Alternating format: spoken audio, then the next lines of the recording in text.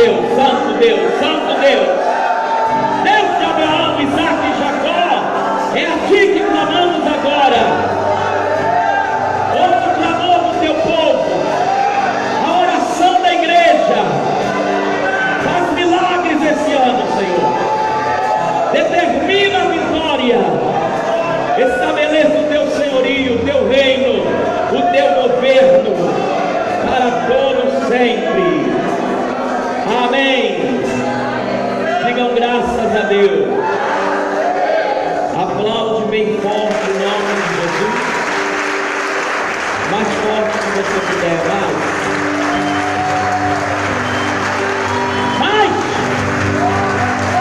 Volte. Isso. Toda honra, toda glória seja dada a ti, Jesus. Na autoridade do teu nome, abrimos mais uma campanha, mais um congresso de 12 dias de clamor para 12 meses de vitória. Estamos inteiramente nas suas mãos. Faz o que quiser e o que bem entender aqui. Os que concordam, digam amém. Pode assentar, amados.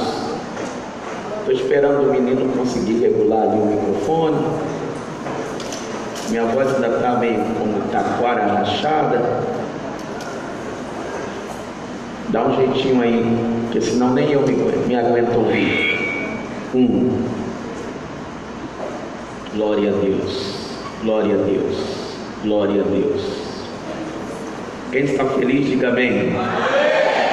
Quem comeu muito na virada do ano aí? Crente come, né, irmãos? Hein? Bastante, mas também bebe água, refrigerante, certo? Glória a Deus. Quem está pela primeira vez numa campanha aqui na sede de 12 dias de clamor? Tem muita gente aí, novinho. Se prepare, porque esse é um arraial de loucos. As coisas que acontecem aqui são sobrenaturais. Amém? Antes de eu começar a pregar e oficialmente dirigir a campanha, deixa eu dar umas orientações para vocês. Evitem o trânsito. De preferência, traga uma garrafinha com água.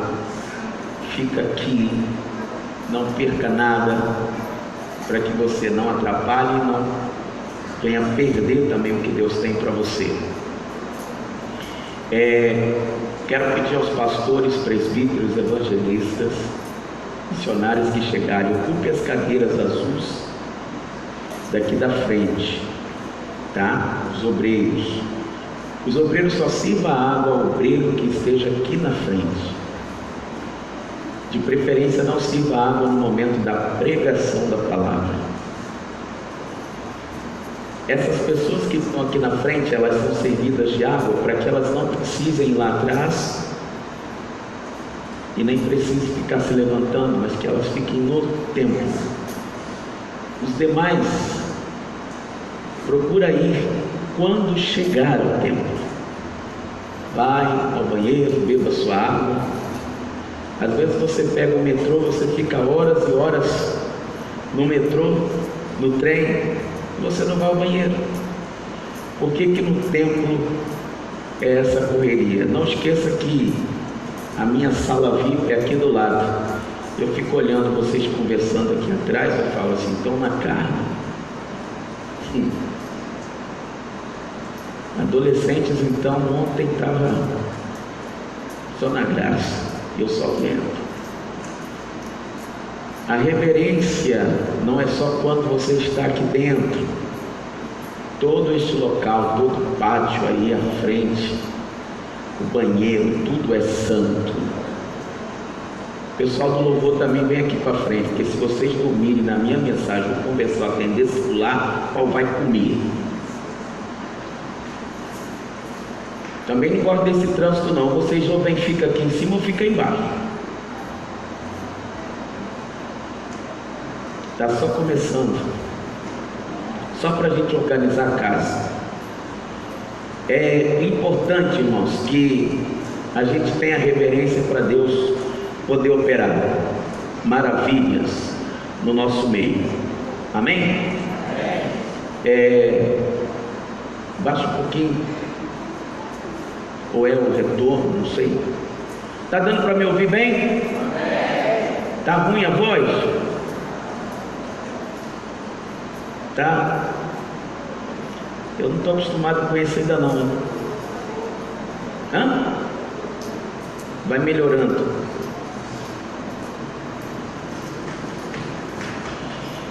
Eu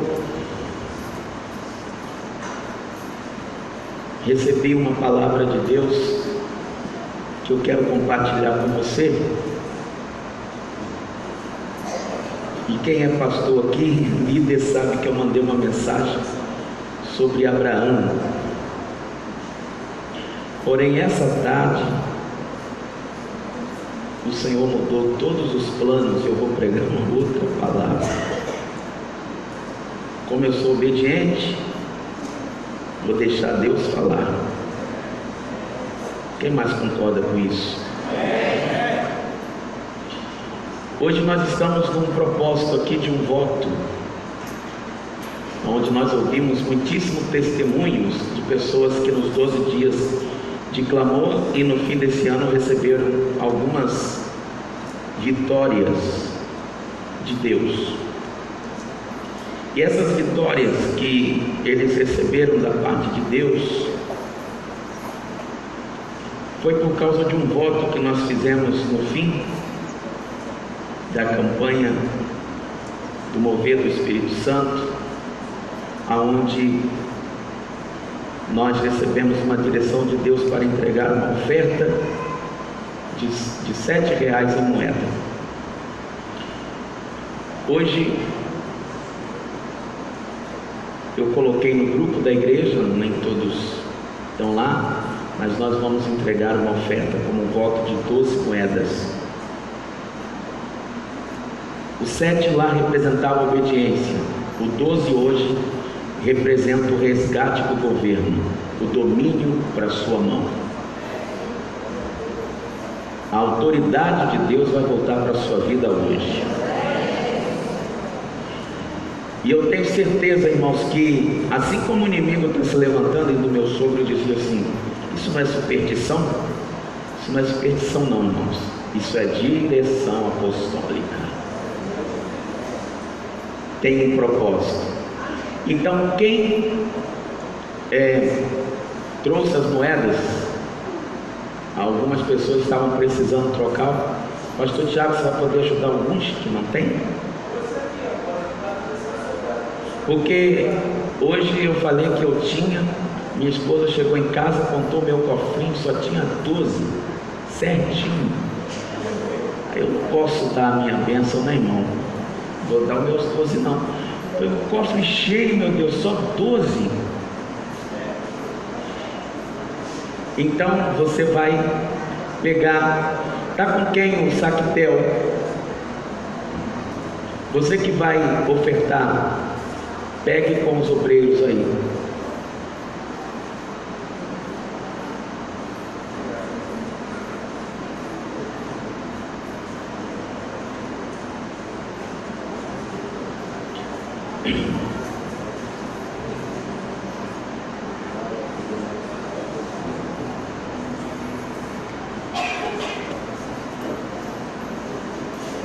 Vai ser forte o que vai acontecer hoje aqui, hein? Você vai ver.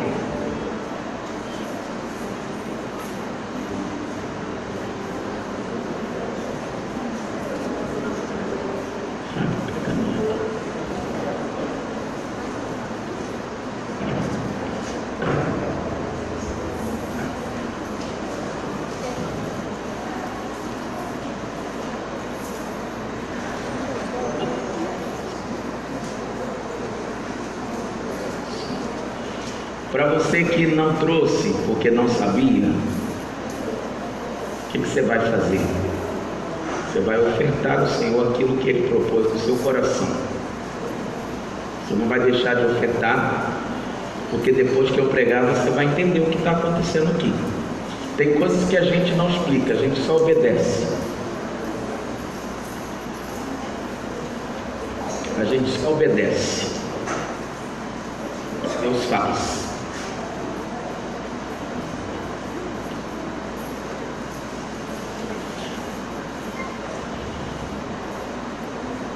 Vai ser aqui nesse saquinho transparente, porque a nossa oferta tem que ser transparente.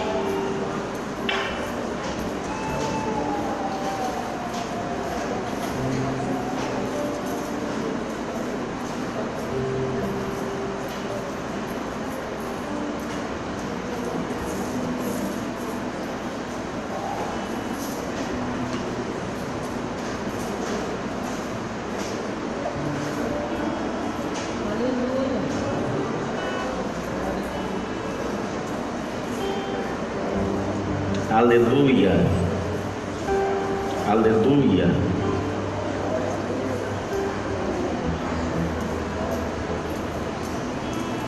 Vamos cantar enquanto o povo se resolve ali? Me ajuda aí, pastor.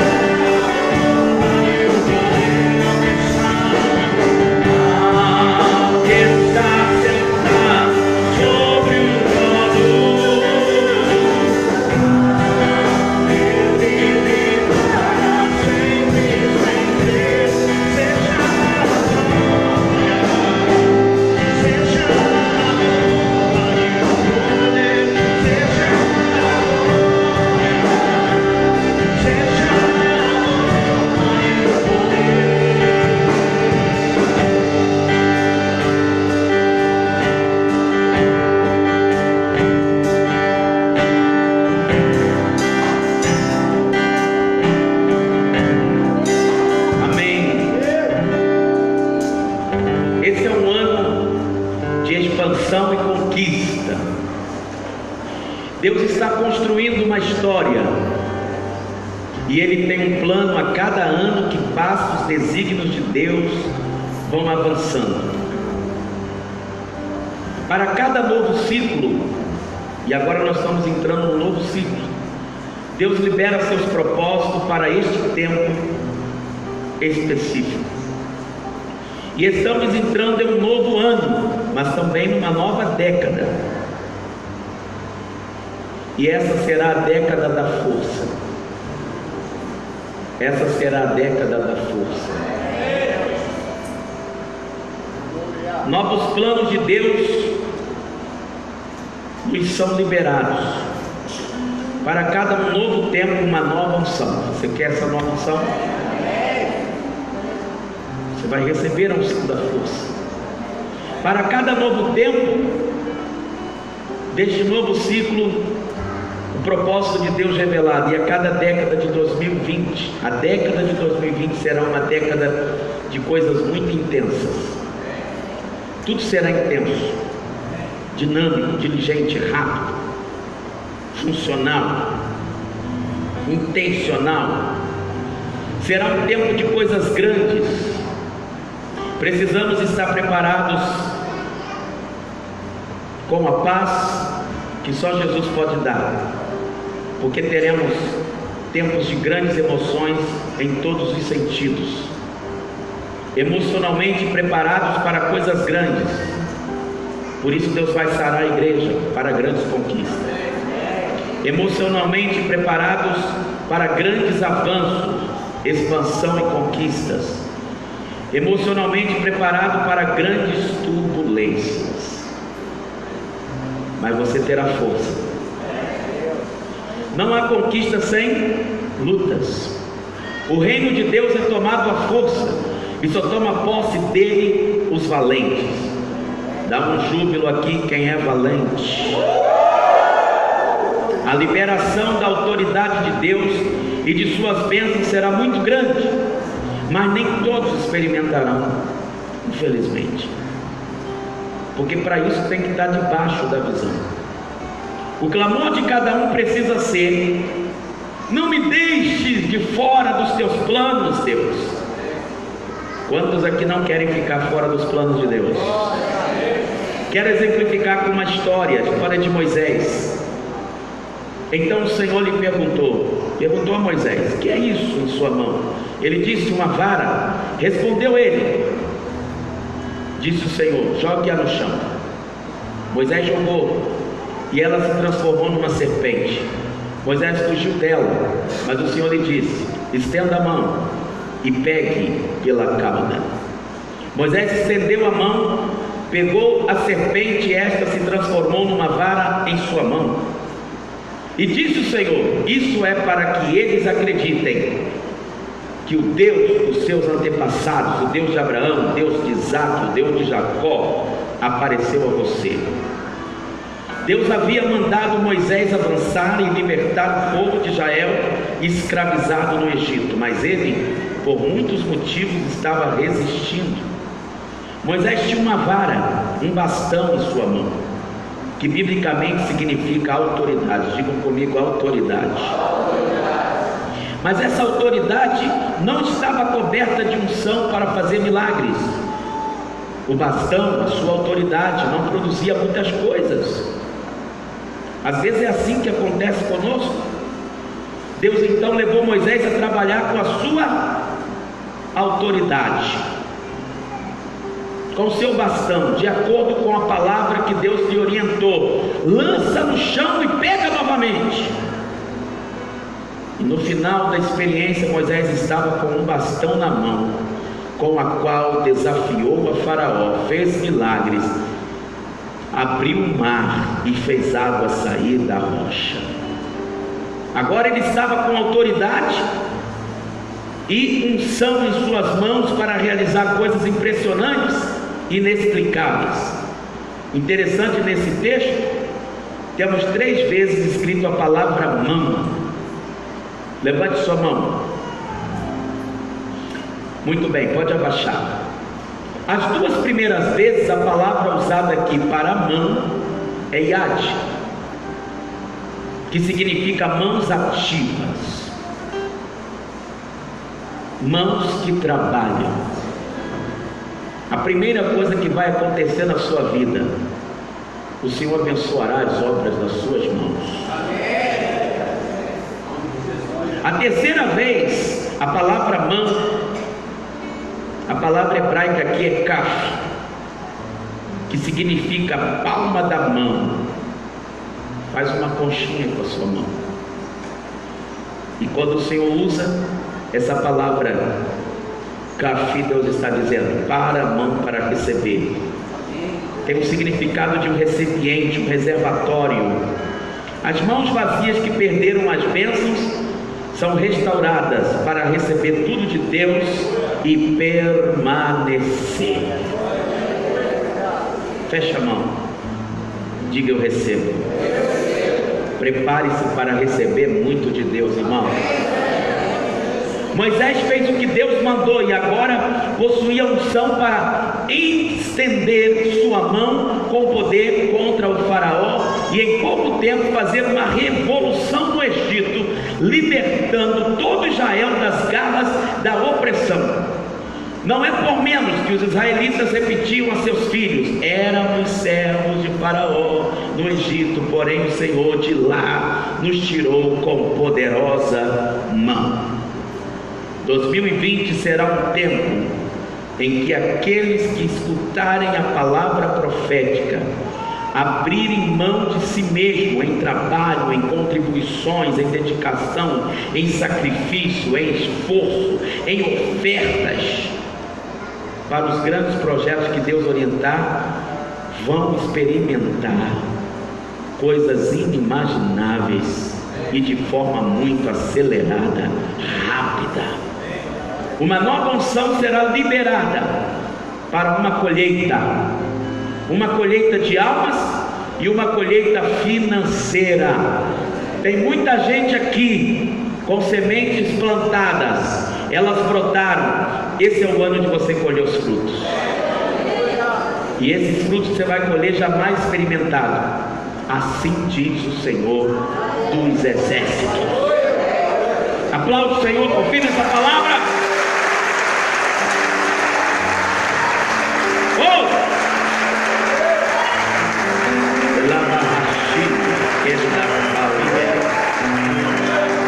Abre agora a sua Bíblia em Deuteronômio capítulo 8, versículo 11.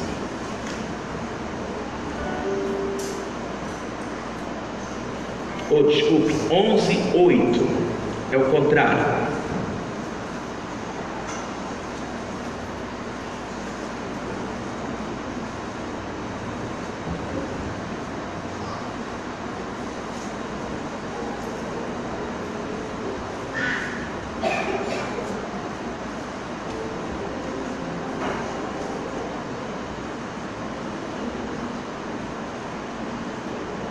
Assentados mesmo, acompanhe comigo a leitura. O texto diz assim: guardai, pois, todos os mandamentos que hoje vos ordeno, para que sejam, de novo, para que sejam fortes, e entreis e possuais a terra para onde vos dirigis. Qual o tema desse ano da nossa campanha? 2020 é o ano apostólico da... Leia comigo o versículo que está embaixo. Porque toda essa terra que vês, eu te darei. Quem recebe? O Senhor vai te dar aquilo que você ainda não conquistou, e aquilo que você conquistou vai ampliar.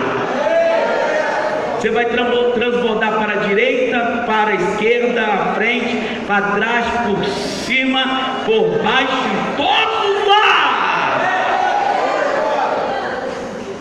Agora eu gostaria que você prestasse atenção numa palavra breve, que foi a que Deus colocou no meu coração. Eu ia pregar hoje sobre Abraão, porque eu queria mostrar para você, talvez amanhã eu consiga juntar as duas mensagens, mas Deus chamou Abraão para um propósito. Só que antes de Abraão ser chamado, Deus tinha chamado seu pai Terá, ou Tera. E Deus mandou ele sair da Mesopotâmia, sair de Ur dos caldeus e ir para Canaã. Mas ele, quando chegou em Harã, ele parou. Por que muita gente não conquista? Porque para no meio do caminho. Deus é com aqueles que perseveram, com aqueles que avançam.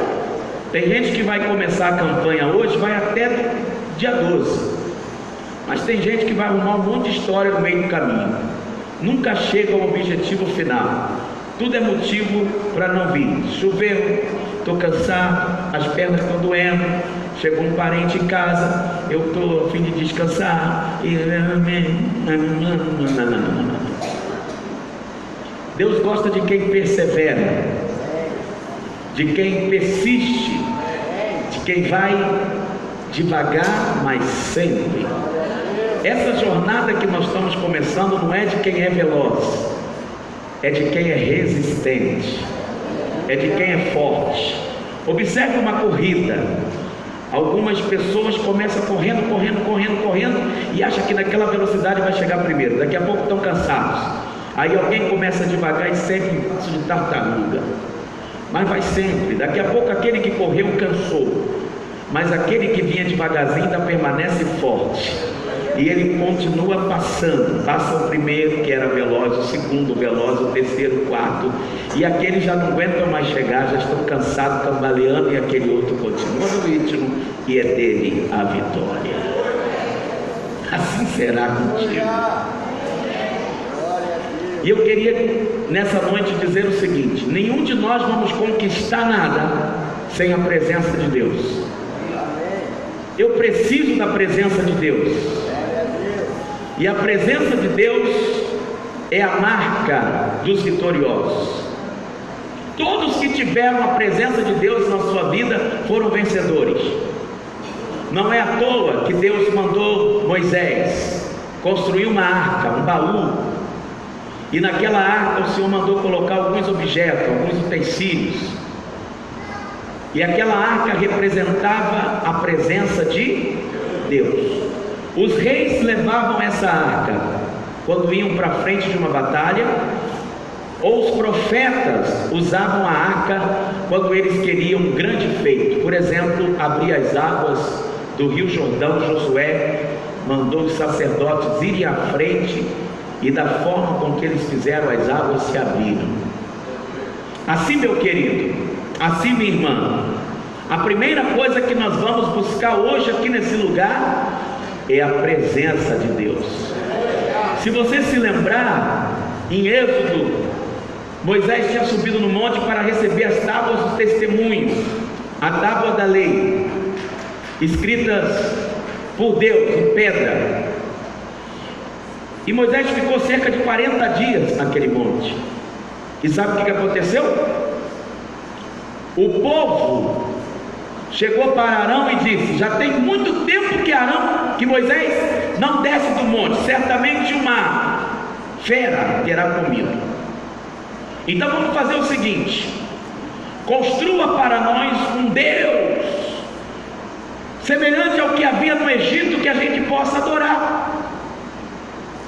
E aí então ele ouve a voz do povo e começa a construir, irmãos, com as ofertas do povo. Trouxeram ouro, brincos, braceletes, derreteram aquele ouro e fizeram um bezerro e começaram a adorar com orgia. E esse bezerro de ouro afastou a presença de Deus de Israel. Deus disse para Moisés: Moisés, desce, porque o teu povo se corrompeu. Moisés desce. Quando Moisés desce, ele ouve um som, e aquele som é um alarido. E Josué, o seu servo que está sempre com ele, diz assim: oh, a louvor, a festa, a júbilo, a cântico, a adoração no arraial. E Moisés diz assim: não. Esse louvor que nós estamos ouvindo, esse barulho, é um som estranho.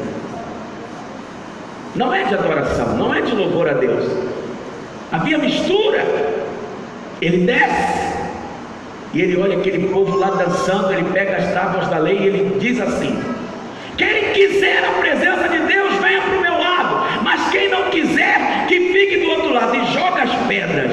Quando ele joga a pedra, o buraco se abre. Quem deu tempo de correr do lado dele, ficou do lado dele.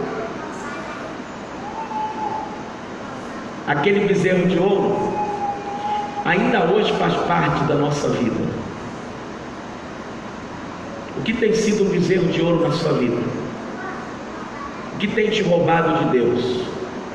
O que tem te afastado do propósito? O que tem te tirado dos trilhos? Destrua hoje o seu bezerro de ouro. Destrua hoje aquilo que está te roubando a presença de Deus, porque sem a presença de Deus você não vai conquistar nada. Deus diz a Moisés: Moisés, vou destruir esse povo todo, e a partir de você eu farei uma outra nação. Moisés diz: não, Senhor, o que vai dizer as nações que o Senhor trouxe e não conseguiu levá-los a fim? Então, Senhor, arrependa-te do mal que queria fazer. E Deus não fez o mal que queria fazer. Quem está me ouvindo diz amém. Em seguida, Deus diz assim: Moisés, tá bom, não vou destruí-los não, mas a minha presença não irá mais com vocês. Então, sabe aquela nuvem? Sabe aquela coluna de fogo à noite? Não vou mais com eles não. Eu não vou mais andar com esse povo que não me conhece, que não me honra, não me respeita, não tem temor de mim, não tem reverência. Não vou mais com eles. Eu vou enviar um anjo. Então Moisés diz assim: Senhor, se a tua presença não vai conosco, não nos faça subir daqui. Nós não queremos a presença do anjo, nós queremos a tua presença. Quantos aqui querem a presença de Deus? Eu estou só começando. Isso é só a base da base. Depois o Senhor usa Moisés e através dos servos dele manda construir um famoso baú chamado Arca da Aliança. A Arca da Aliança talvez seja o mais famoso item entre os artefatos do tabernáculo, do templo de Salomão e do templo de Herodes. O grande baú de madeira revestido de ouro foi feito segundo as instruções de Deus, que encarregou Moisés de fabricá-lo pelas mãos de Bezaleel, o artífice mor dos hebreus na época. Esse baú, em seu interior, era para guardar 4 objetos importantes, objetos considerados sagrados para os hebreus. O primeiro objeto, o cajado de Moisés, que eu li com você. Esse cajado foi aquele cajado que Moisés apontava para o céu e chuvas de Saraiva, como praga, vinha sobre o Egito. Apontava para o ar e produzia moscas. Tocou no rio Nilo e ele se transformou em sangue. Apareceram rãs, piolhos. Foi com esse cajado que Moisés viu a autoridade de Deus revelada na vida dele. O domínio de Deus estava sobre ele para mexer com as questões da natureza, para mexer com as questões físicas, para desafiar a lógica, para estabelecer o reino de Deus, para trazer o céu para a terra. Esse cajado de Moisés foi um marco na vida dele, e eu quero que você preste atenção nisso, porque esse marco na vida dele, quando ele se viu lá no Monte Horebe, que o Senhor disse: tira a sandália dos teus pés, porque o lugar que tu estás é terra santa, e o Senhor disse: agora eu quero que tu vá e liberta o meu povo da mão de Faraó. Ele disse: Senhor, quando eu chegar lá eles vão perguntar qual é o seu nome, o que eu direi? Diga: eu sou, me enviou a voz. Diga para eles que eu sou. Eu sou o Deus de Abraão, Isaque e Jacó. Eu sou o Deus do antepassado. Senhor, mas que sinal eu darei para eles? Você está com medo, mas é assim? O que eu vou dizer, Senhor? Eu conheço lá os mágicos do Egito. Eu conheço o que eles são capazes de fazer. O Senhor diz assim: Moisés, o que é que você tem na mão? Ele diz: Senhor, uma vara. Uma vara? Sim, é o suficiente. Pega essa vara, vou te mostrar que eu estou contigo. Pega essa vara. E ele pegou a vara. Quando ele pegou a vara, o Senhor disse: joga no chão. Ele jogou a vara no chão e a vara se transformou numa serpente. E ele começou a fugir da serpente. E o Senhor disse assim: por que você está com medo, rapaz? É uma vara. Pega na cauda dela. e ele pega na cauda, ela se transforma novamente numa vara. E foi com essa vara que Moisés tocou no mar vermelho, e ele se abriu em duas partes, e o povo passou a pé enxuto, e do outro lado cantou o hino da vitória. O que eu quero te levar a entender, que se você leu comigo a mensagem anterior, quando eu comecei aqui, eu disse que o cajado de Moisés representa autoridade. Aquele bastão representava a autoridade, o domínio de volta, o poder de dizer faça, o poder de dizer aconteça, e vai acontecer. E eu quero dizer para você, na sua mão tem uma vara. Vai restaurar o governo, o domínio, a autoridade na tua vida.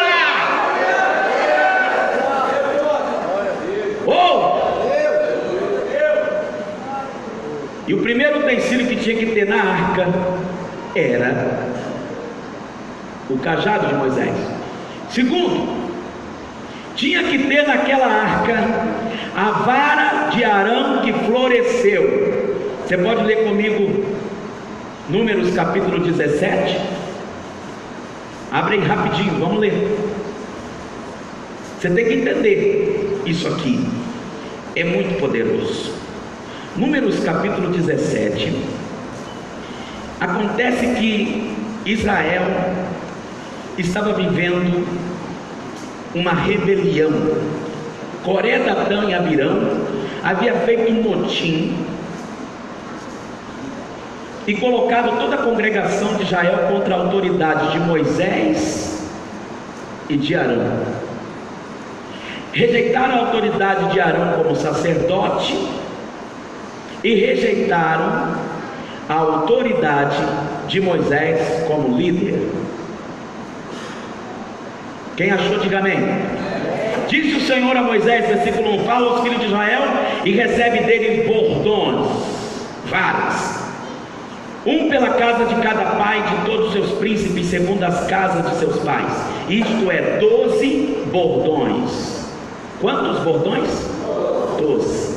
Escreve o nome de cada um sobre o seu bordão. Ou seja, se o meu bordão, o meu nome é Paulo, eu tenho que escrever o nome Paulo, e você escreveria o seu. Porém o nome de Arão, olha só, Arão escreverás sobre o bordão de Levi, a casa das leis, do louvor, do serviço, do consagrado, do separado, porque cada cabeça da casa de seus pais terá um bordão. E os porás na tenda da congregação perante o testemunho, aonde eu vos encontrarei. E o bordão do homem que eu escolher, esse vai o quê? Florescer. Ou seja, havia ali uma disputa de quem é de Deus, quem é que está com unção, quem é que está investido de autoridade, quem é que foi escolhido por Deus, consagrado, separado. Aí todo mundo disse assim: se Arão é sacerdote, eu também sou. Arão quase não sabe falar, Arão não sabe decidir as coisas. Por que Arão? Nós temos muito mais capacidade, nós temos muito mais formação, nós temos muito mais cursos, nós temos muito mais sabedoria. E eles começam a colocar em xeque o chamado de Arão. Olha o que aconteceu, irmão. Assim farei cessar de sobre mim as murmurações que os filhos de Israel proferiram contra vós. Falou, pois, Moisés aos filhos de Israel, e todos os seus príncipes lhe deram bordões, cada um lhe deu um segundo as casas de seus pais, 12 bordões, e entre eles o bordão de Arão. Moisés pôs estes bordões perante o Senhor na tenda do testemunho. No dia seguinte, Moisés entrou na tenda do testemunho, e eis que o bordão de Arão pela casa de Levi brotara, e tendo inchado os gomos, produziram flores e davam amêndoas, frutos. Sabe por que você viu eu entusiasmado? Porque você ainda não sabe o que eu vou te dizer. Eles esperavam que o bordão fosse apenas florescer,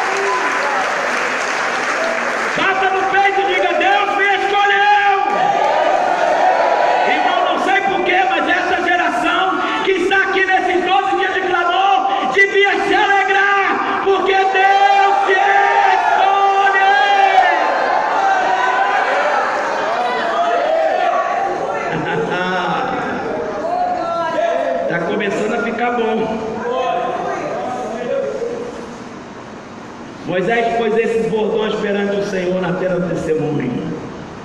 Agora olha o versículo 9. Então Moisés trouxe todos os bordões de diante do Senhor a todos os filhos de Israel, e eles o viram. E tomado cada um o seu bordão, disse o Senhor a Moisés: torna a pôr o bordão de Arão perante o testemunho, para que se guarde por sinal para filhos rebeldes, saber que eu sou com ele. Assim farás acabar murmurações contra mim, para que não morra. E Moisés fez assim como lhe ordenara o Senhor, assim fez. Então falaram os filhos de Israel a Moisés, dizendo: eis que expiramos, perecemos todos. Todo aquele que se aproximar do tabernáculo do Senhor morrerá. Acaso expiraremos todos? Fomos vítimas de muito espírito de rebelião nesses 7 anos de 2013 para cá, mas chegou a hora em que nós não vamos só brotar, nós vamos florescer e nós vamos dar fruto. Calabachandaraia, levante sua mão e glorifique por alguns instantes. Agora essa palavra no mundo espiritual. Labachuriqueia. Sabe o que vai acontecer, irmão? Recebe essa palavra. Chegou o tempo de cessar as murmurações no nosso meio.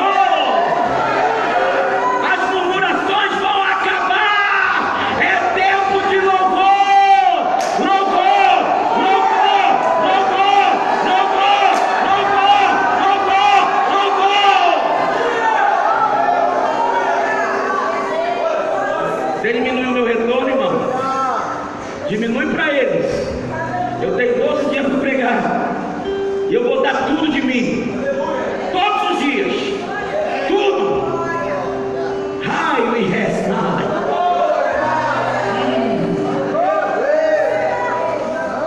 Na arca, na presença de Deus, não pode faltar a vara de Arão.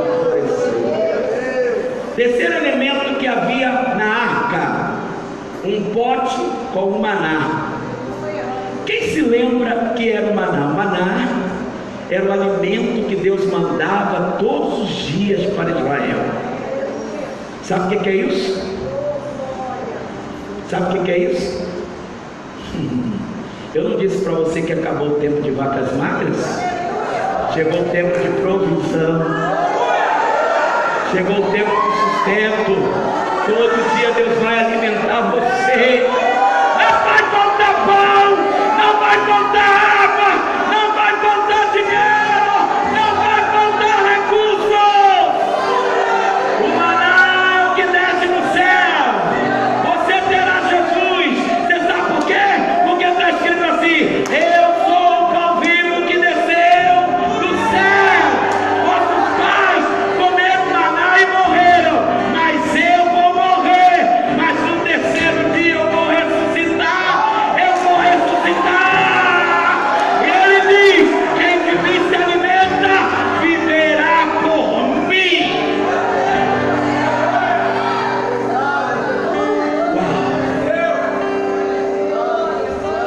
Você vai se alimentar, esse ano não vai faltar alimento. Pastores, fiquem tranquilos, você vai subir no altar, vai ter palavra, vai ter mensagem, vai ter pregação. No ministério do louvor, fique tranquilo, vai ter palavra profética.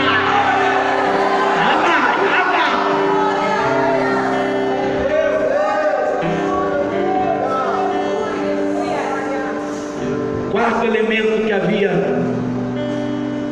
na arca. Aleluia. Qual o primeiro? Cajado de Moisés. Representa autoridade. Segundo, vara de Arão. O que é isso? Frutos. Deus me escolheu. Terceiro, maná. O que é isso? Sustento, provisão, alimento. Quarto elemento que tinha dentro daquela arca. O que era? As tábuas da lei ou os 10 mandamentos. O que isso significa? O que você leu comigo em Deuteronômio, capítulo 8, versículo 11, versículo 8, desculpe. Guardai, pois, todos os mandamentos que hoje vos ordeno, testemunho. Se a palavra de Deus estiver dentro de você, essa palavra vai te fortalecer. E isso vai fazer você entrar e possuir a terra para onde o Senhor está te dirigindo. Isso significa que a palavra de Deus nos dá força. A palavra de Deus nos dá força. Só que antes de falar um pouco mais da força, porque é a liberação da palavra profética, esses objetos guardados, né? A arca não era meramente um baú, como nós estamos aprendendo. Representava a presença de quem, irmãos? De Deus entre os homens. Feita em madeira de acácia, a pior madeira que existia, era coberta de ouro por dentro e por fora. Sobre a sua tampa, chamada propiciatório, foi feita em ouro uma peça contendo 2 querubins, que ficavam exatamente assim como eu estou aqui, um virado para o outro. E essa atitude deles, essa tampa, se chama adoração. A posição desses anjos com rostos cobertos, e um de frente para o outro, inclinado para dentro da arca, porque o rosto deles tinha que ficar assim, as mãos, as asas tampando, e o rosto voltado dentro da arca, aonde estava o maná, onde estava a vara de Arão, o cajado de Moisés e as tábuas do testemunho. Como o conjunto disso tudo representa a presença de Deus, aquela atitude dos anjos representa a adoração, apontando suas asas para o local. Era entre esses 2 anjos que Deus se manifestava para o sacerdote. Deus se manifesta no meio da adoração. Esses 12 dias Deus vai se manifestar aqui, no meio da adoração. Enquanto oravam de frente para o baú, o sacerdote posto em um altar, também de madeira de ouro e ouro, dentro do santo dos santos do tabernáculo ou do templo. Nas suas laterais da arca havia 4 argolas de ouro. Nenhum homem podia tocar direto na arca, nas quais se enfiavam 2 varas também de acácia e ouro para o transporte. Somente os sacerdotes, pessoas consagradas, separadas, levitas, podiam tocar e transportar a arca. Você entende por que hoje você é sacerdote? Porque hoje você carrega dentro de si a presença de Deus. Hoje não é preciso mais a arca. Hoje eu sou o santuário de Deus, você é o santuário de Deus.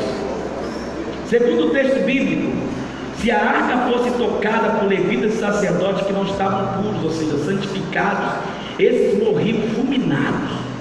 Eles tinham um infarto ali na hora. Eu queria te mostrar o poder da arca. Abra sua Bíblia em 1 Samuel, capítulo 4.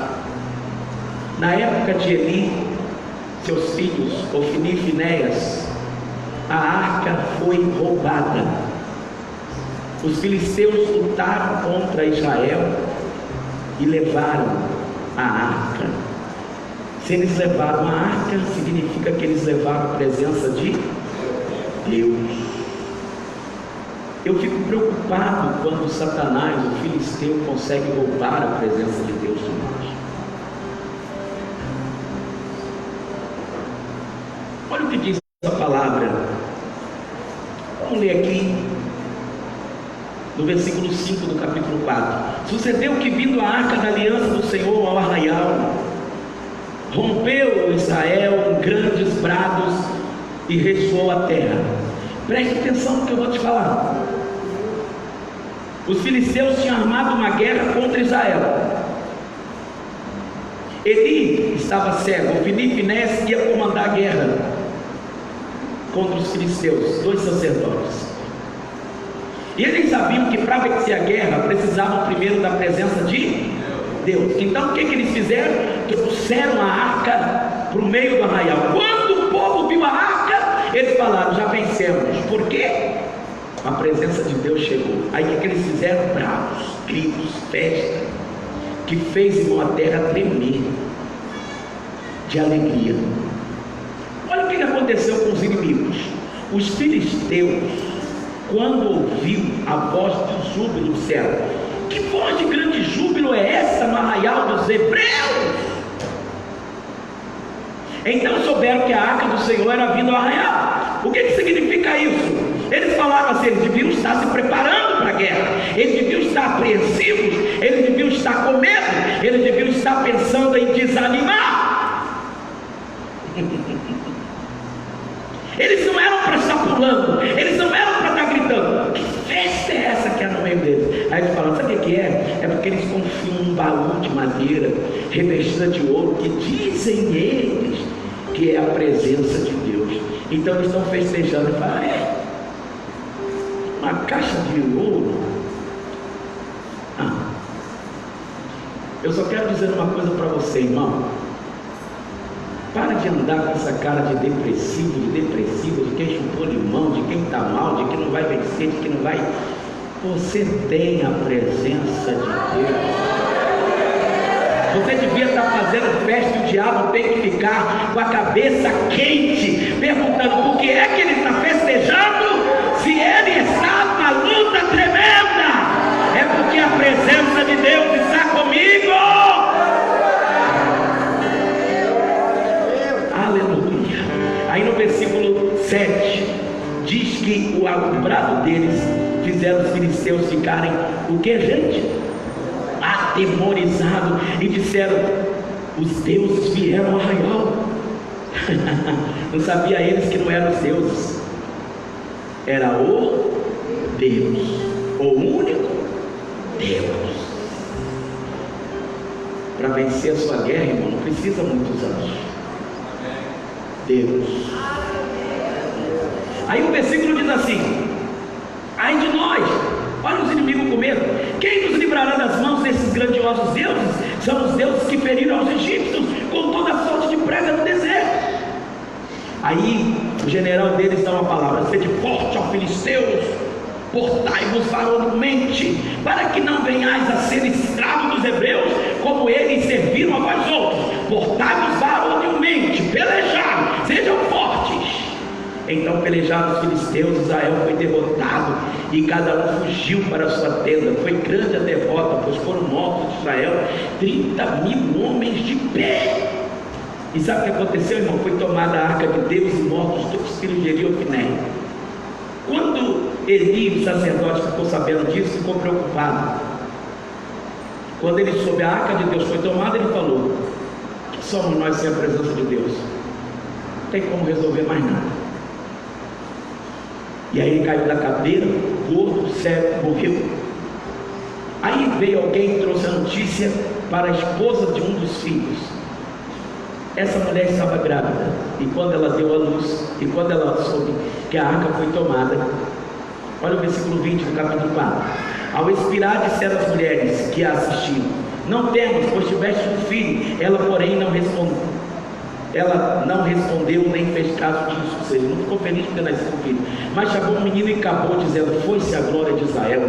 Isso ela disse porque a arca de Deus fora tomada, e por causa do seu sogro e de seu marido. E falou mais: foi-se a glória de Israel, pois foi tomada a arca de Deus.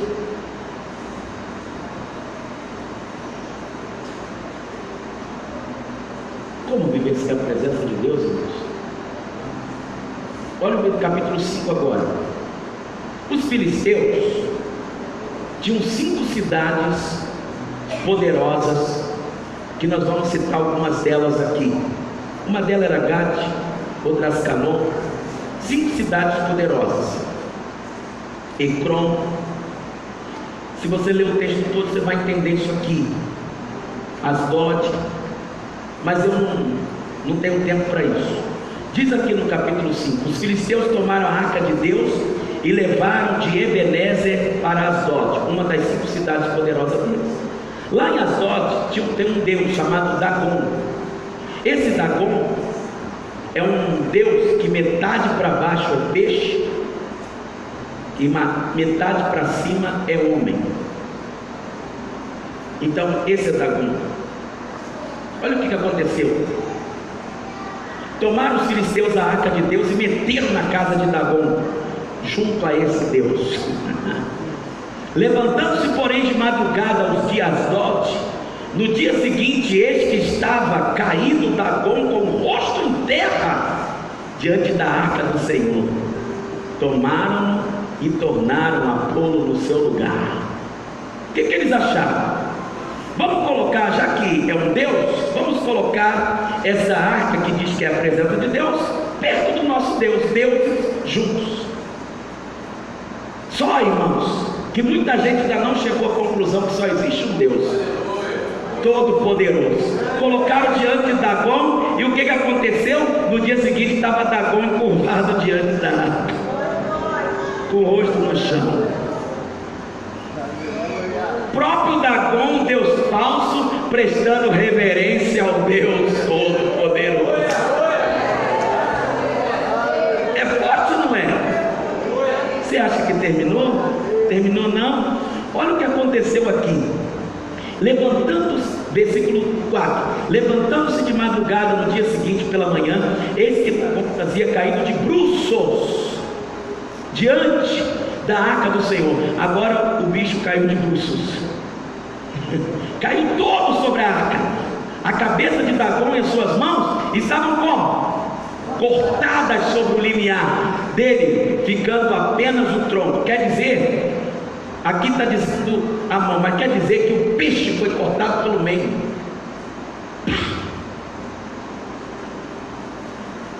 Por isso o sacerdote Dagon e todos que entraram no seu templo não lhe pisam o limiar em Asdod até o dia de hoje. Porém a mão do Senhor castigou durante os dias de Asdod, duramente os dias de Asdod, e os assolou, os feriu de tumores, tanto em Asdod como no seu território. Gosto da tradução que diz: o Senhor os feriu de hemorroidas. Alguma tradução está aí? Ah lá. Está colocado tumores aqui para eles ficarem felizes. Eu não vou perguntar aqui, mas se você já teve hemorroidas,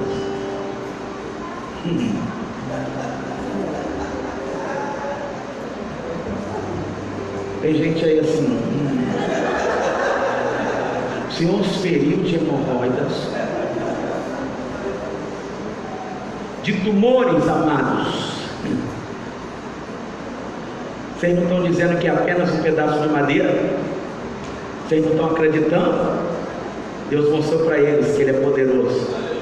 Olha o versículo 7: vendo os homens de Asdod que assim era, disseram: não fique conosco a arca do Deus de Israel, pois a sua mão é dura sobre nós e sobre Dagon, nosso Deus. Pelo que enviaram mensageiros e congregaram assim os príncipes dos filisteus e disseram: que faremos da arca de Deus de Israel? Responderam: seja levada a arca do Deus de Israel até Gade. Vocês levaram para outra cidade também dos filisteus, e depois de cidade em cidade e a levaram até Gade. Olha só o que aconteceu.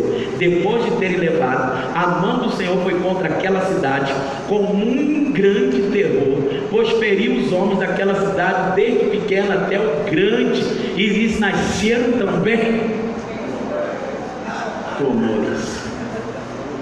Aonde a arca ia, o negócio ficava feio.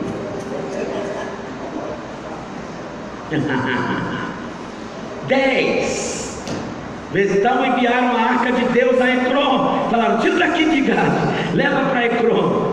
Sucedeu, porém, que em Iná chegando, os ecronitas clamaram, dizendo: transportaram até nós a arca de Deus de Israel para nos matarem, a nós e ao nosso povo. Então enviaram mensageiros e congregaram a todos os príncipes dos filisteus e disseram: devolvei a arca do Senhor de Deus de Israel e torne para o seu lugar, para que não mate nem a nós, nem o nosso povo, porque havia terror de morte em toda a cidade. A mão de Deus castigara duramente, ou seja, estavam morrendo com essa doença.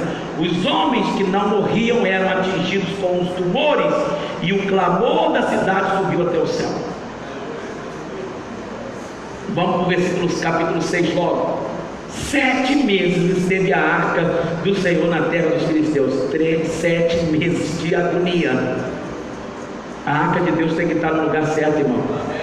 A presença de Deus tem que estar conosco. Estes chamaram os sacerdotes, os adivinhadores, e lhes disseram: que faremos a arca do Senhor? Fazei-nos saber como a devolveremos para o seu lugar. Responderam eles. Olha o que os sacerdotes lá de Dagon disseram.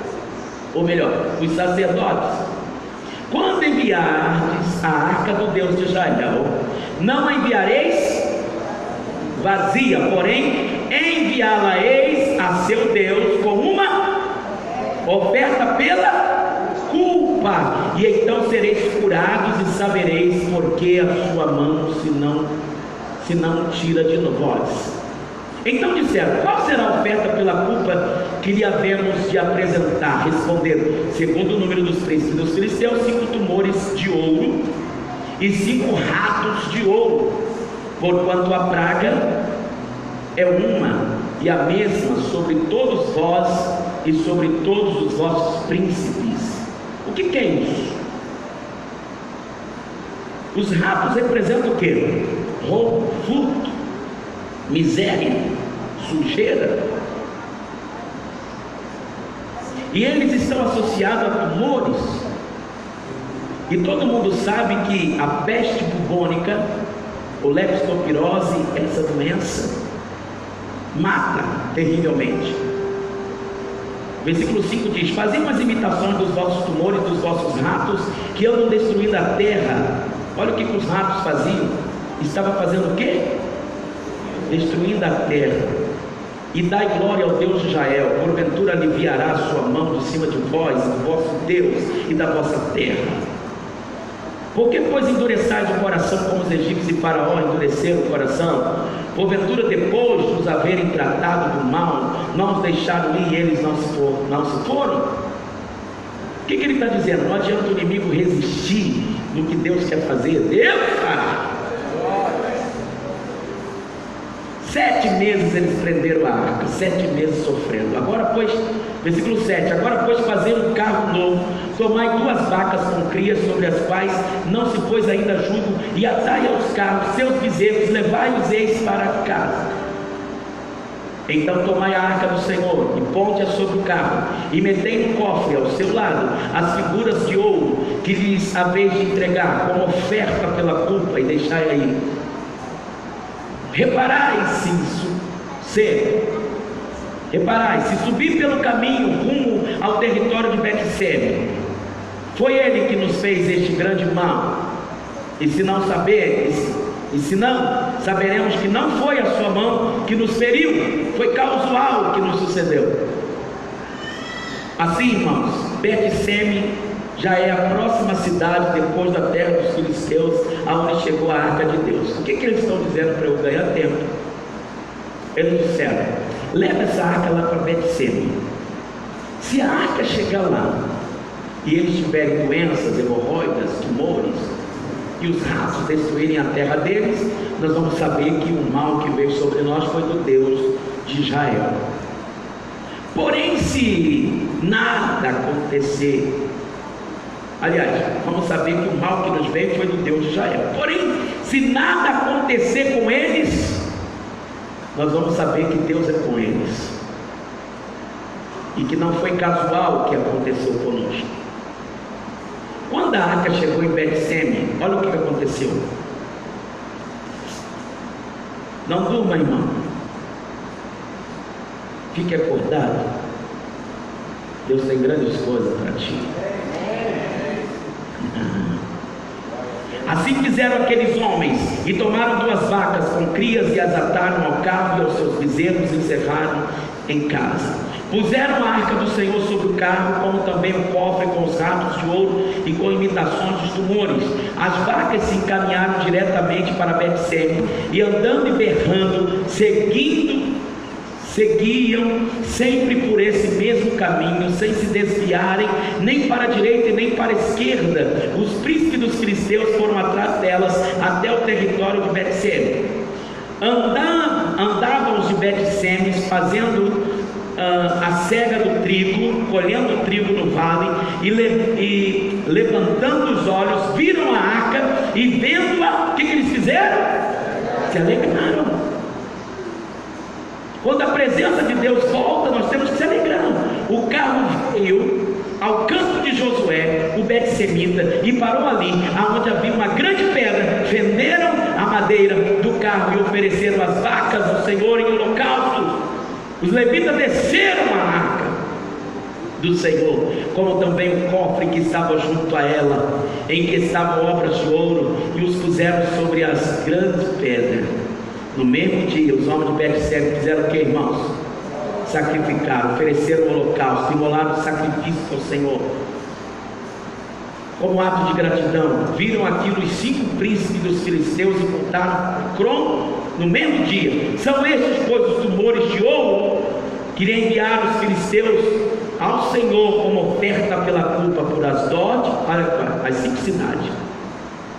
Um por Gaza, outro por Asquelon, outro por Gate, outro por Ecrom, outro como também os ratos de ouro, segundo o número de todas as cidades dos filisteus, pertencente aos 5 príncipes, 5 reis, desde a cidade forte até as aldeias campestres. Ou seja, cada rei teve que oferecer um sacrifício.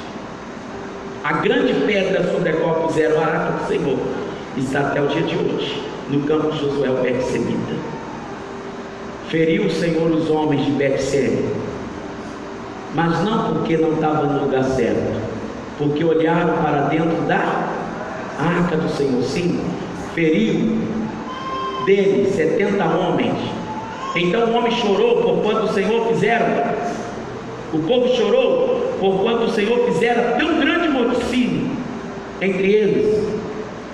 Eles trataram a arca do Senhor com desdém, com curiosidade. Então disseram os homens de Bet-Semes: quem poderia estar perante o Senhor, este Deus santo? E para quem subirá deste de nós? Enviaram, pois, mensageiros aos habitantes de Quiriat-Jearim, dizendo aos filisteus: devolveram a arca do Senhor. Descei, pois, e fazei subir para vós outros. Então vieram os homens de Quiriat-Jearim e levaram a arca do Senhor à casa de Abinadab, no outeiro, e consagraram Eleazar seu filho, para que guardasse a arca do Senhor. Será que alguém aqui se lembra um outro lugar, ali na casa de quem ficou a arca do Senhor por 3 meses? Obed-Edom. A arca ficou na casa dele, ele a abrigou com toda alegria. A Bíblia diz que a casa de Edom sofreu uma grande mudança, uma transformação, por causa da presença de Deus. Foi tão bênção para a vida dele que durante os 3 meses que a arca estava lá, ele prosperou. E eu quero declarar para você, irmãos, a arca de Deus está aqui. A arca de Deus está no nosso meio.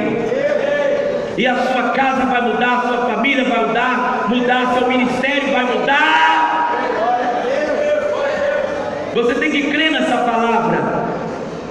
A arca, a presença de Deus, não pode estar com o ímpio, não pode estar na casa do inimigo. A presença de Deus tem que estar conosco.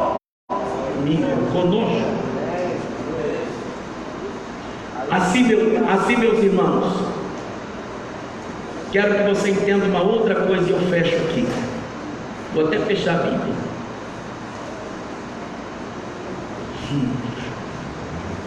Segundo o texto bíblico, se a arca fosse tocada por levitas sacerdotes não puros, esses morriam fulminados. E os filisteus a roubaram uma vez como saque de guerra, e a puseram no templo dedicado ao falso deus Dagon. Não só o ídolo da entidade pagã foi achado caído e quebrado, como constrangedoras doenças afligiram aquele povo, fazendo com que a devolvessem a Israel. A Arca da Aliança entre Deus e o povo de Israel funcionava também como um estandarte de guerra, uma declaração de guerra. Todas as vezes que eles iam para a guerra, colocava a presença de Deus na frente, os sacerdotes iam na frente, os levitas iam na frente, que ia à frente dos guerreiros, mostrando que o Senhor estava no comando. Eu quero provar para vocês, hoje aqui nesse lugar, Deus está no comando desta obra, Deus está no comando dessa campanha. Eu sei que muita gente chegou aqui arrastado, chegou aqui quebrado, desanimado, desânimo tem abatido você, mas hoje o Senhor vai te dar força. Você vai voltar aquele tempo de criança que você brincava como He-Man, e você vai levantar a espada para o alto e vai dizer: eu tenho a força. Só que ao invés de você falar pelos poderes de Cristo, você vai falar pelo poder de Deus e da sua presença. Eu tenho força.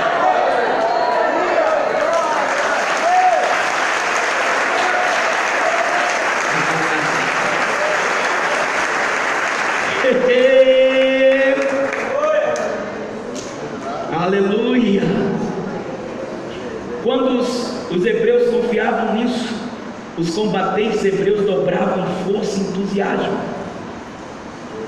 O objeto, também chamado Arca da Aliança, irmão, recebeu outro nome: Arca do Senhor, Arca de Deus, Arca do Testemunho. E é isso que eu quero mostrar para você. Salmo 132, 8. Abra sua Bíblia aí.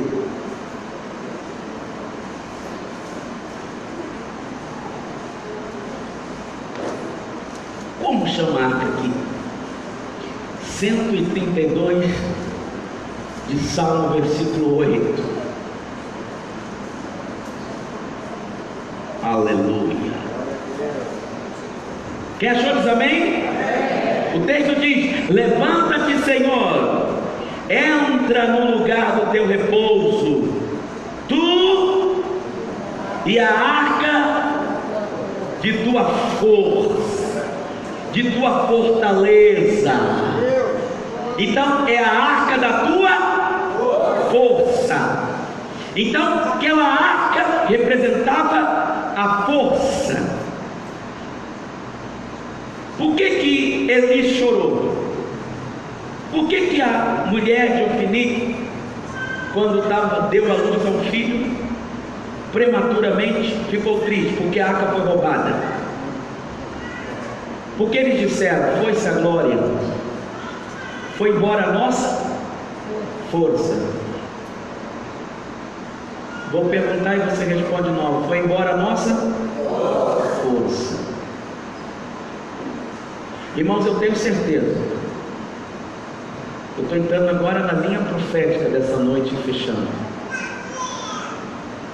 Deus mudou essa mensagem no meu coração, que eu ia pregar sobre Abraão, e Ele falou: prega essa mensagem, porque o meu povo está sem força. Primeira coisa, avisa para eles que a alegria do Senhor é a força deles. Será que você já conseguiu entender isso?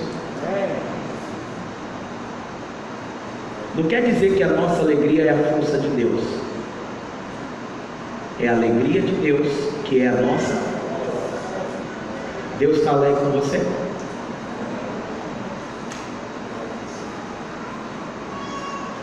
Se Deus estiver alegre com você, você vai ser um homem forte. Você vai ser uma mulher forte.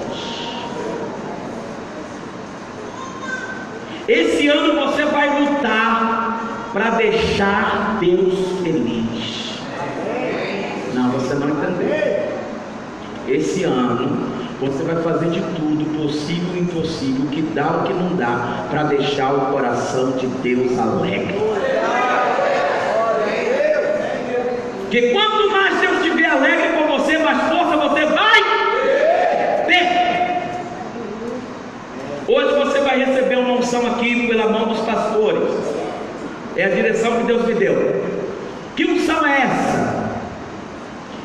É a unção. Que animal é aquele que está ali na rua? Uma águia. Você sabia que a águia é forte? A águia consegue carregar um cabrito, um carneiro adulto, um bezerro. Ela é forte. Isaías 40, versículo 1 e 2, ou 28, 29, 30 e 31, está escrito assim: não sabes, não ouvistes que o eterno Deus, o Criador dos confins da terra, Ele não se cansa e não se fadiga, não há esquadriação no seu entendimento, Ele dá esforço ao cansado, multiplica as forças do que não tem nenhum vigor. Os jovens correrão e se cansarão, os mancebos, os mais jovens, certamente desmaiarão de fome. Mas os que esperam no Senhor renovarão as suas forças, subirão com asas como águia, correrão e não se cansarão. Alassurigenai, caminharão, caminharão, caminharão, caminharão e não se fadigarão. Levante sua mão e diga: Senhor, renova minhas forças. Diga: Senhor, renova minhas forças. Renova minhas forças. Muitos de vocês, principalmente pastores, chegaram aqui de uma guerra que não foi nada pequena esse tempo.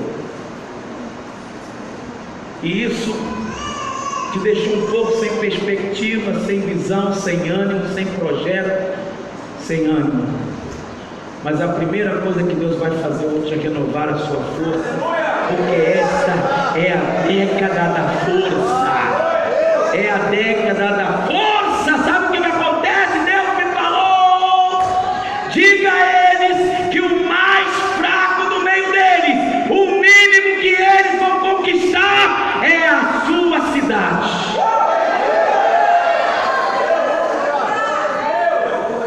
Vou repetir: o mais fraco de vocês, tomara que seja eu, o mais fraco de vocês, o mínimo que tu vai conquistar é uma cidade.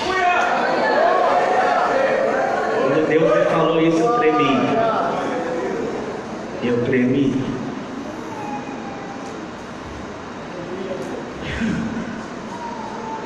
Leva a sério.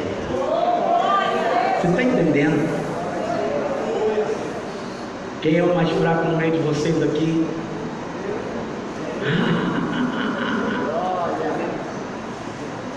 Só que lá em Joel está escrito: digo o fraco eu sou, digo fraco eu sou, digo fraco eu sou, digo fraco eu sou.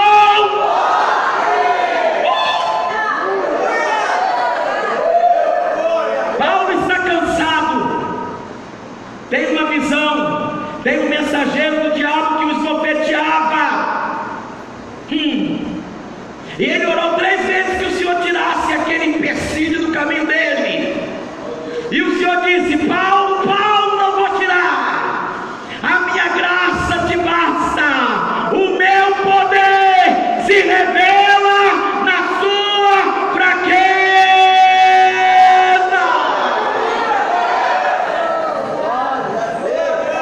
Então hoje você está recebendo aqui esta noite força. Força, força, recebe, vai recebendo, força,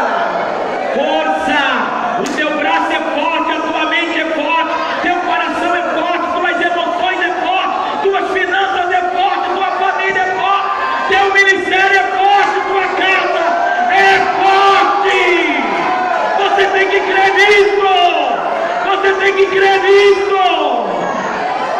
Você é forte, você é forte, você é forte. Alebashuri cantará, Eramashuri andalá, Anderebashuri micadas.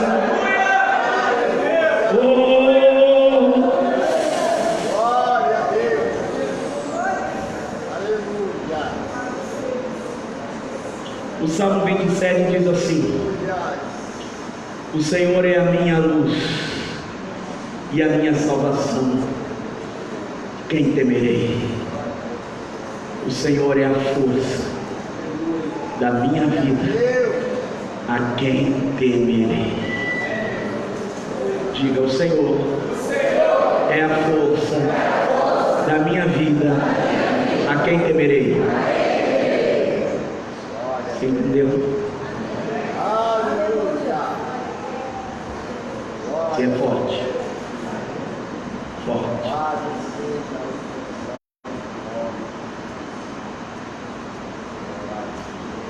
Por último, eu quero que Deus te renove essa noite. Você precisa de um renovo. Renovo. Por que você precisa de um renovo?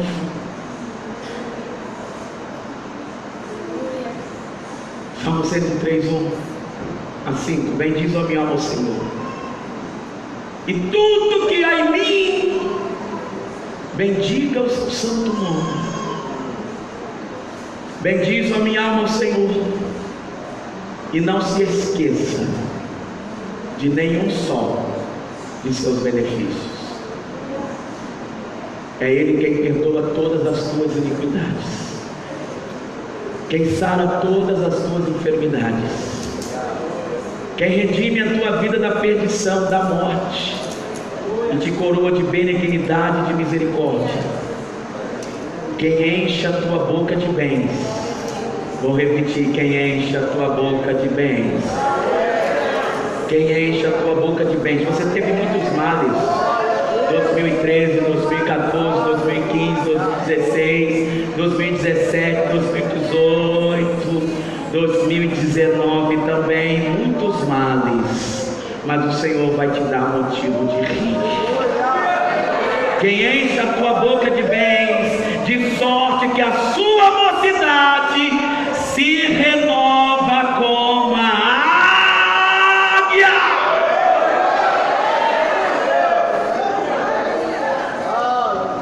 Fique de pé, preste atenção. Abre um corredor para mim aqui, obreiros. Põe essas cadeiras metade para lá, são duas de cada lado. Os membros podem ajudar para sermos rápidos, duas para cá e duas para lá. Abre um corredor aí.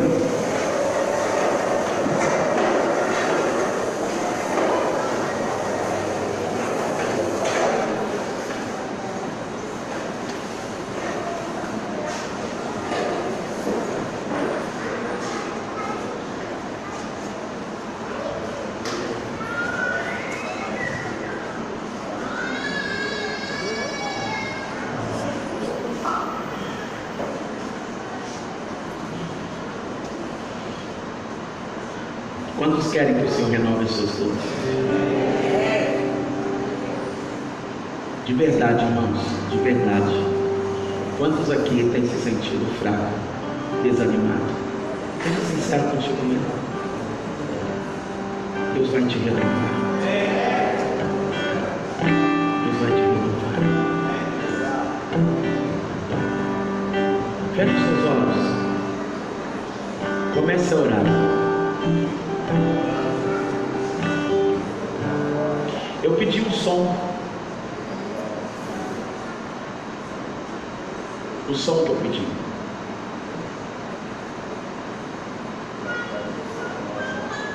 Aleluia! Diminui a luz do salão.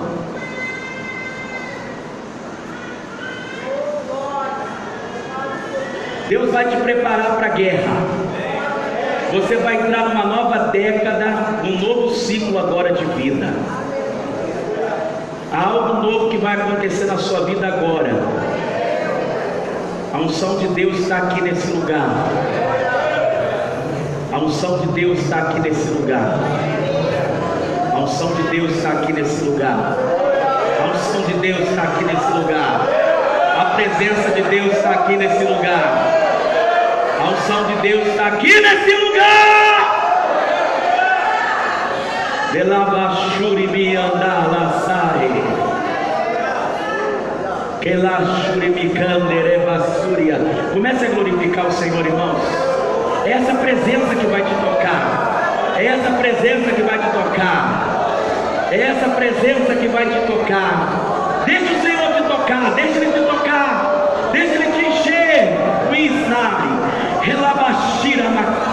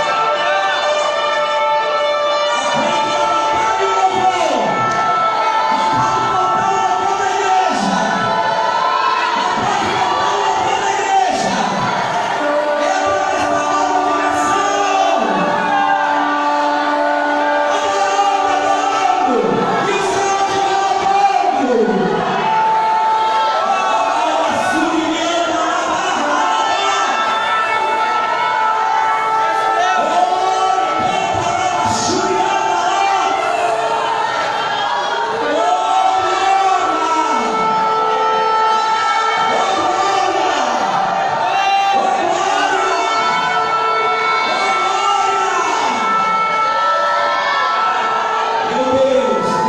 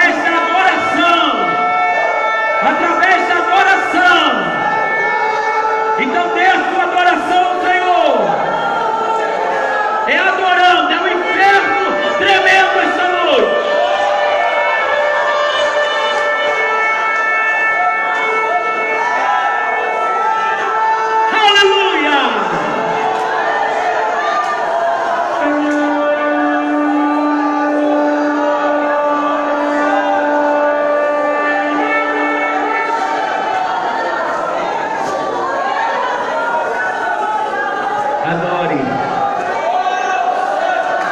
Adore. Não é eu que vou fazer, não. É Deus que já está fazendo. É Deus renovando a sua força agora. Algo acontecendo no mundo espiritual. É Deus fazendo agora. Anjos já estão indo a seu favor. Deus está renovando as suas forças. Você que pensava em desistir e parar, recebe força. Recebe força. Recebe força. Recebe força. Recebe a unção do renovo.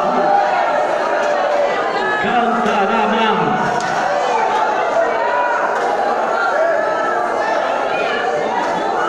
Coloque a arca aqui. Assim, isso. Coloque esse arca aí no meio. Isso.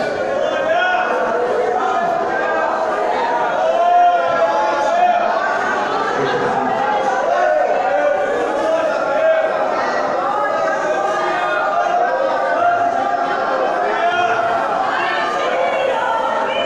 A arca está no lugar certo, irmão. Na casa de Deus, no Santo dos Santos.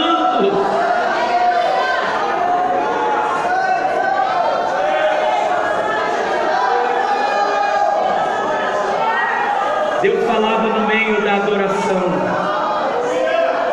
Pegue agora a sua oferta, porque Deus vai restaurar a sua autoridade. Vai restaurar o seu governo.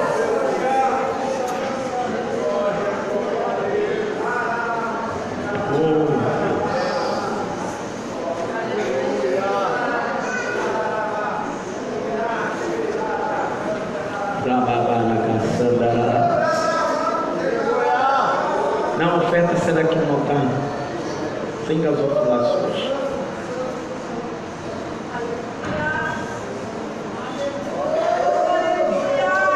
Traz a sua oferta aqui, irmãos. Coloque aqui, ó. Deixa eu abrir aqui.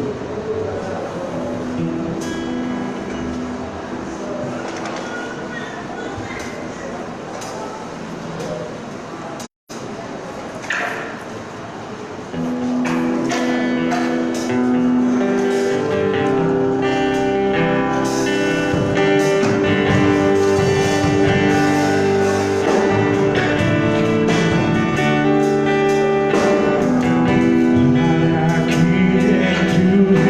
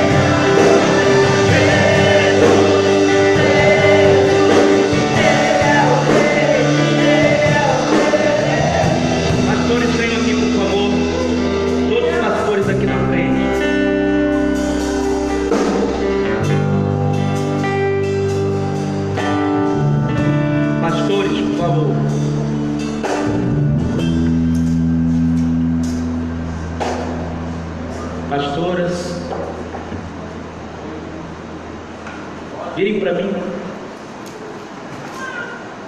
A força que está em mim e o poder que está em mim, eu vou transferir a vocês, para vocês imporem as mãos sobre o povo, para que eles sejam renovados.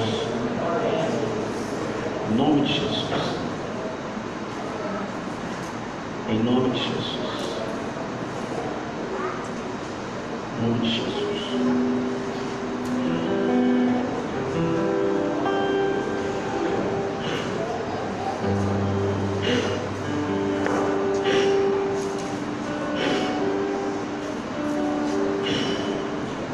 Você que precisa de um renovo, vem. Só impõe as mãos. Você deve para ajudar. Ah, você vai tocar, né? Toca, Deus. Toca, Deus. Deixa Deus renovar as forças aqui. Toca.